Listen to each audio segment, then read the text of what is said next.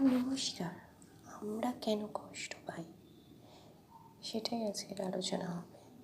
তো শুরু করা যাক।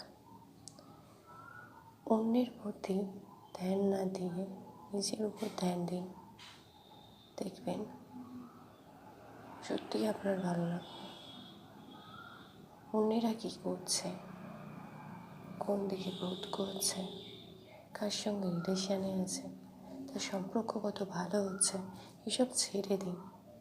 এসব চিন্তা করলে সত্যি খুব কষ্ট হবে। ভালোবাসায় কাঙাল মানুষেরা সত্যিই খুব কষ্ট পায়।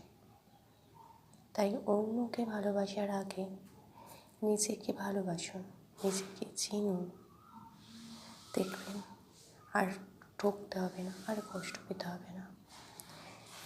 তাই যারা অন্যের জন্য বেশি ভাবছেন, বেশি করছেন, তাদের একটা কথাই বলবো, কোনো লাভ নেই। আগে নিজেকে ভালোবাসুন, আগে নিজেকে টাইম দিন, তারপরে যান, দেখবেন রিলেশানটা সত্যি খুব ভালো হবে।